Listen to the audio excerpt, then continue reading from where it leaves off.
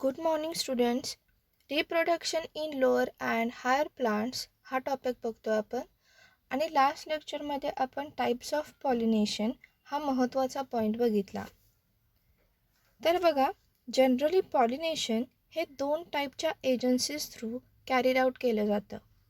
So पहिला type जो आहे किंवा पहिली एजन्सी जी आहे ती आहे अबायोटिक आणि दुसरी जी आहे ती आहे बायोटिक. ठीक आहे. तर अबायोटिक एजंट्समध्ये दोन टाईप्स इन्क्लूड होतात. फर्स्ट आहे ॲनेमोफिली आणि दुसरा टाईप जो आहे तो आहे हायड्रोफिली. तर anemophily means pollination take place with the help of wind and hydrophily means pollination take place with the help of water. ठीक आहे. आता हे जे काही पॉईंट्स आहेत हे आपले लास्ट लेक्चरला डिस्कस करून झालेले आहेत. आता बायोटिक फॅक्टर्सकडे जाऊया. त्याच्यामध्ये पहिले 3 पॉईंट आपण काल बघितले होते आणि आज आपण हे 2 बघणार होतो. तर जे पहिले 3 आहेत त्यांचा एकदम छोटासा रिकॅप बघूया. एंटेमोफिली म्हणजे pollination take place with the help of insects. मग ते हनी बीज असोत, बटरफ्लायज असोत किंवा आणखी कोणी असो. आणि ornithophily means with the help of birds. Generally जे छोटे बर्ड्स असतात त्यांच्या थ्रू हे पॉलिनेशन केलं जातं. For example humming bird. And chiropterophily ही थोडीशी वेगळी कन्सेप्ट आहे. इथे बॅट थ्रू पॉलिनेशन केलं जातं. जनरली जे प्लांट्सचे फ्लावर्स इव्हिनिंगला ओपन होतात त्यांच्या पॉलिनेशनसाठी बॅट हेल्प करतात. ठीक आहे. अर्थात हे जाणीवपूर्वक करत नसतात. त्यांच्याकडून ज्या वेळेला फूड मटेरियल कॅरीड आउट करायची प्रोसिजर सुरू असते त्यावेळेला त्यांच्याकडून हे पॉलिनेशन घडवून आणलं जातं. So chiropterophily means pollination take place with the help of bat. आणि आज आपण राहिलेले जो 2 पॉईंट बघणार आहे त्यापैकी पहिला आहे मॅलाकोफिली आणि दुसरा पॉईंट जो आहे तो आहे मार्मॅकोफिली. तर चला पहिला पॉईंट बघूया. मॅलाकोफिली म्हणजे काय? तर इथे तुम्हाला एक इन्सेक्ट दिसतोय, तो कोण आहे? स्नेल. तर काही व्हरायटी ज्या असतात या व्हरायटी फक्त स्नेल थ्रू पॉलिनेट केल्या जातात. ठीक आहे. सो जो असा टाईप आहे ज्याच्यामध्ये स्नेल्स रिस्पॉन्सिबल असतात पॉलिनेशनसाठी त्या पॉलिनेशनला आपण म्हणतो मॅलाकोफिली. बघा डेफिनेशन काय आहे? द क्रॉस पॉलिनेशन थ्रू स्नेल इट इज नोन ॲज मॅलाकोफिली.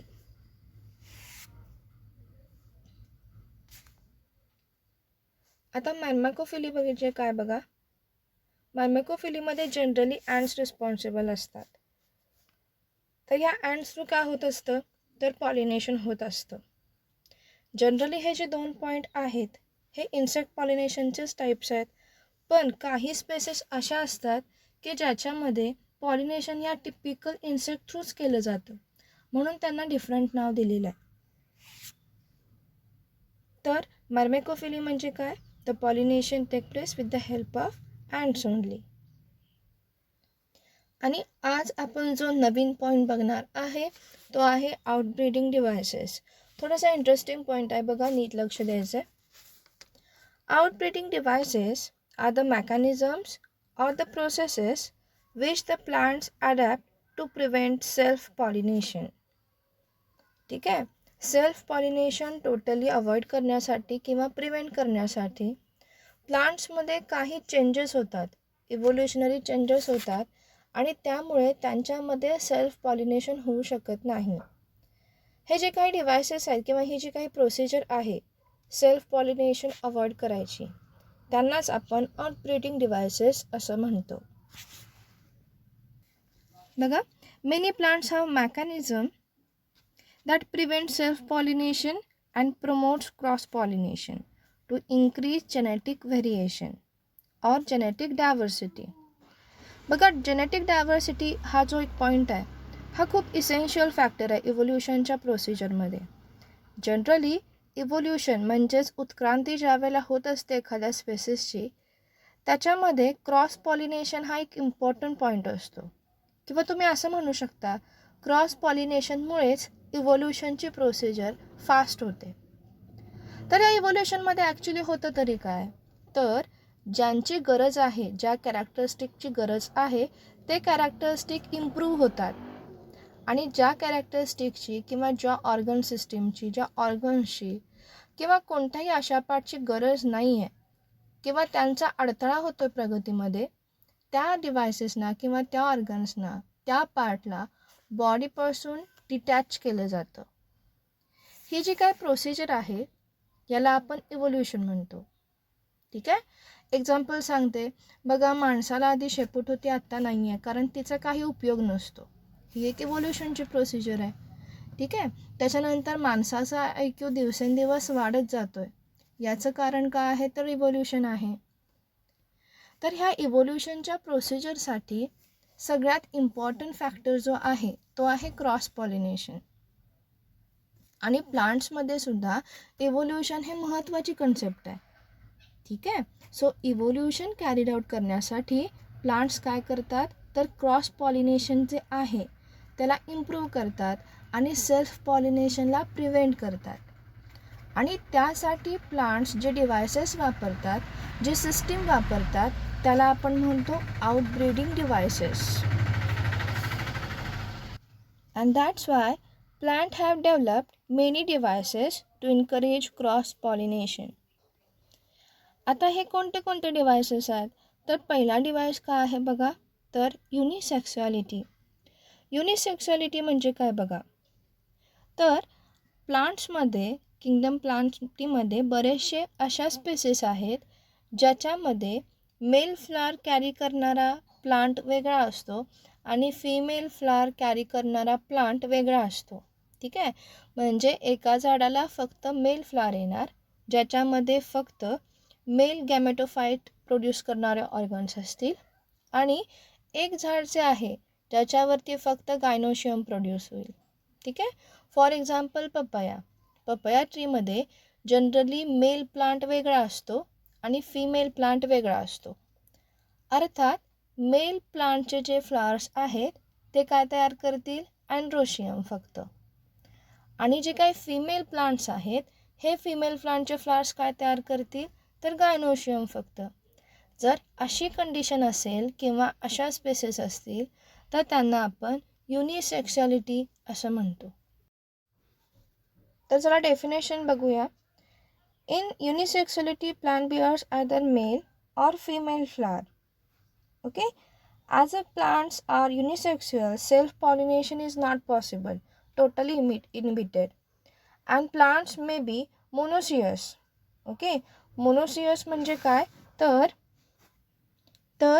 एकाच झाडाला दोन फ्लावर असतात, म्हणजे मेल फ्लावर आणि फिमेल फ्लावर हे एकाच झाडाला असतात, पण ते फ्लावर जे आहे ते बायसेक्शुअल नसतं.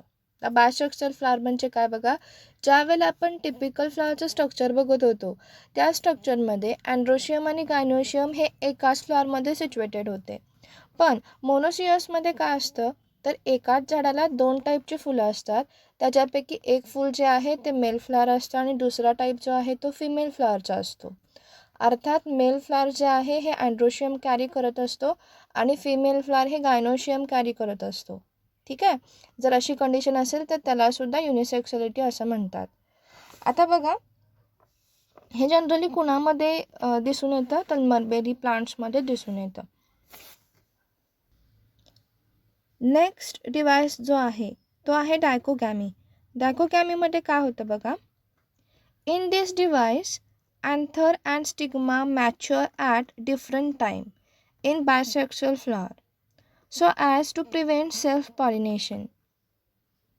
ठीक आहे. तर सेल्फ पॉलिनेशन प्रिव्हेंट करायला काही वेळेला प्लांट्स काय करतात, तर त्याच्यामध्ये जे काही बायसेक्शुअल फ्लावर्स असतात त्याच्यापैकी अँड्रोशियम जो आहे हा वेगळ्या टाईमला मॅच्युअर होतो आणि गायनोशियमचा जो पार्ट आहे हा वेगळ्या टाईमसाठी मॅच्युअर होतो, किंवा त्याच्यानंतर किंवा त्याआधी डेव्हलप होतो किंवा मॅच्युअर होतो. तर त्यांच्या डेव्हलपमेंट स्टेजनुसार डायकोगॅमीचे परत दोन टाईप पडतात. पहिला टाईप आहे तो आहे प्रोटेंड्री आणि दुसरा टाईप जो आहे तो आहे प्रोटोगॅनी. तर आता प्रोटेंड्री म्हणजे काय बघा, तर इथे बघा काय सांगितलं आहे, in protandry androecium mature first than gynoecium. ठीक आहे. अँड्रोशियम म्हणजे काय, तर मेल रिप्रोडक्टिव्ह पार्ट.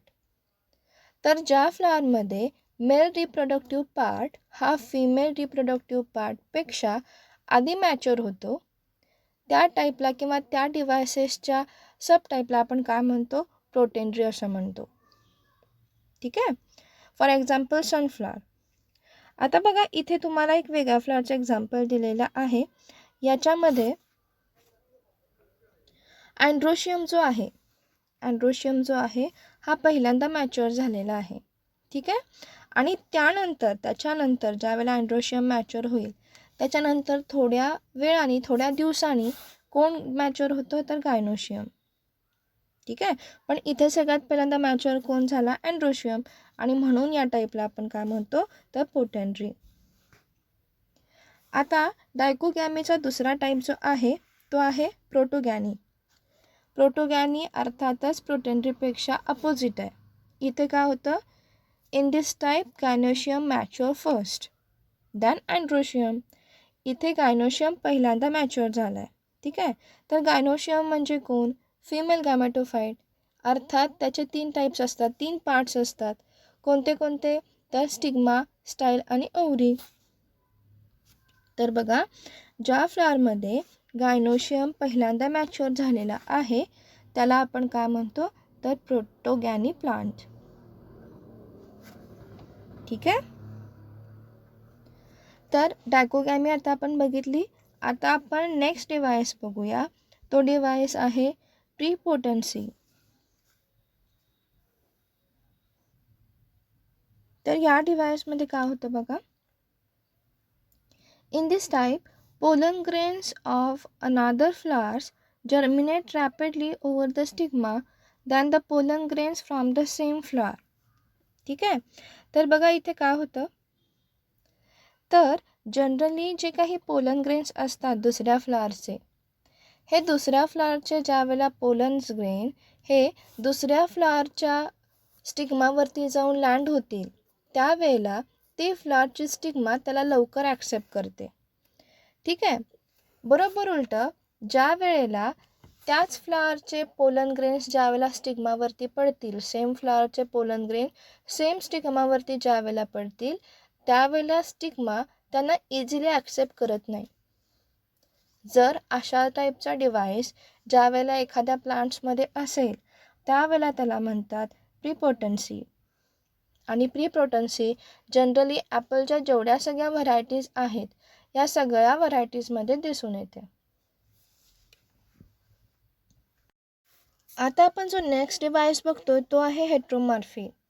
बघा, in some plants there are 2 or 3 types of the flowers in which stigmas and anthers are present at different level to prevent self-pollination. In heteromorphic flowers, pollen grain produced from anther pollinate stigmas produced at the same level. ठीक आहे. इथे काय सांगितलं बघा, तर काही plant जे आहेत फॉर एक्झाम्पल प्रिम्युला टाईपचे, तर याच्यामध्ये स्टिग्मा आणि अँथर हे डिफरंट लेवलला सिच्युएटेड झालेले असतात. म्हणजे जर तुम्ही त्यांचं स्ट्रक्चर व्यवस्थित झूम करून बघितलं तर तुम्हाला असं समजेल की हे स्टिग्मा जे आहे आणि अँथर जे आहेत यांची जी सिमेट्री आहे ही वेगळी आहे. ठीक आहे. हे वेगवेगळ्या लेवलवरती वेगवेगळ्या जॉमेट्रिक पॅटर्नने अरेंज झाले असतात जेणेकरून त्यांच्यामध्ये सेल्फ पॉलिनेशन अजिबात होऊ नये. ठीक आहे. मग कधी कधी कसं असतं बघा, स्टिग्मा जी आहे ही फार खाली असेल किंवा अँथर कंटेन करणारा जो पार्ट आहे अँड्रोशियम हा फार वर असेल. बरोबर उलटी कंडिशनसुद्धा असू शकते. अर्थात it is depend upon species to species. पण या फ्लॉवरची एकंदरीत जी काही रचना आहे, एकंदरीत जी काही सिमेट्री आहे ती अशा पद्धतीने असते की स्वतःचे पोलन ग्रेन स्वतःच्या स्टिग्मावरती पडू नयेत किंवा जर्मिनेट होऊ नयेत. आणि या टाईपचे डिव्हाइस ज्या वेळेला प्लांट प्रोड्यूस करतो त्यावेळेला आपण त्यांना म्हणतो हेट्रोमॉर्फी. आता जो नेक्स्ट डिव्हाइस आहे तो आहे हार्कोगॅमी. आता हार्कोगॅमी म्हणजे काय बघा, it is a mechanical device to prevent self-pollination in bisexual flower. In plants, natural physical barriers is present between two sex organs to avoid self-pollination. ठीक आहे. तर इथं काय होतं बघा, काही अशा डिव्हायसेस असतात, मेकॅनिकल प्रिव्हेन्शन असतं, जेणेकरून अँड्रोशियम आणि गायनोशियम किंवा अपोजिट सेक्स ऑर्गन जे आहेत हे एकमेकांच्या कॉन्टॅक्टमध्ये अजिबात येत नाहीत. ठीक आहे. आणि जर अशी कंडिशन असेल तर त्याला आपण हार्कोगॅमी असं म्हणतो. तर हार्कोगॅमी आणि हेट्रोस्टायलीमध्ये एक इम्पॉर्टंट डिफरन्स आहे. तो असा की हेट्रोमॉर्फीमध्ये जनरली अँड्रोशियम आणि गायनोशियम हे वेगवेगळ्या हाईटवरती असतात, जेणेकरून सेल्फ पॉलिनेशन होऊ नये. आणि हार्कोगॅमीमध्ये अँड्रोशियम आणि गायनोशियममध्ये कार्पेलचं एक कवरिंग असतं किंवा एन्व्हलप असतं, किंवा आपण असं म्हणूया की त्यांच्यामध्ये फिजिकल बॅरियर्स असतात, जेणेकरून अँड्रोशियम आणि गायनोशियम एकमेकांच्या कॉन्टॅक्टमध्ये अजिबात येत नाहीत. ठीक आहे. बघा इथे एक फ्लॉवर दाखवला, याच्यामध्ये अँड्रोशियम आणि गायनोशियम आहे. त्यांचा जो काही अप्परमोस्ट पार्ट आहे, स्टिग्मा आणि अँथर्स, ते आपल्याला दिसत आहेत.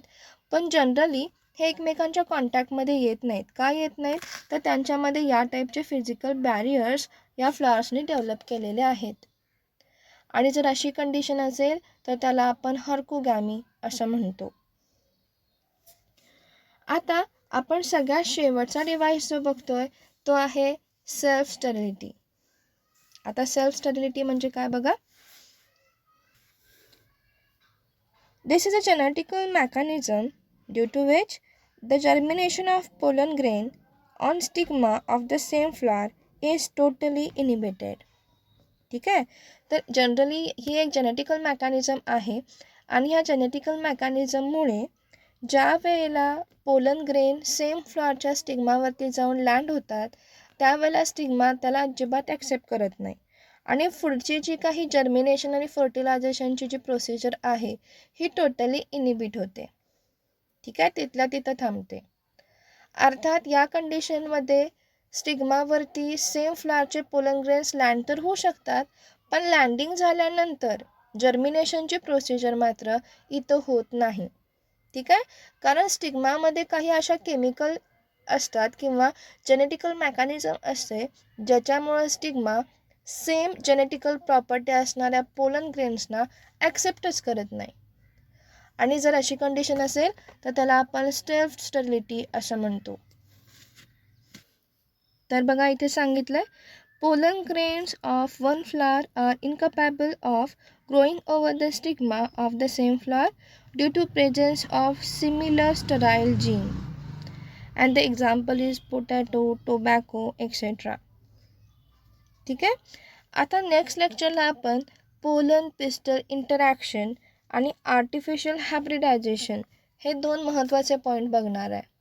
तर नेक्स्ट लेक्चरला मात्र सगळ्यांनी हे पॉईंट व्यवस्थित वाचून ठेवायचे. तर चला आता आपण नेक्स्ट लेक्चरला भेटूया. बाय.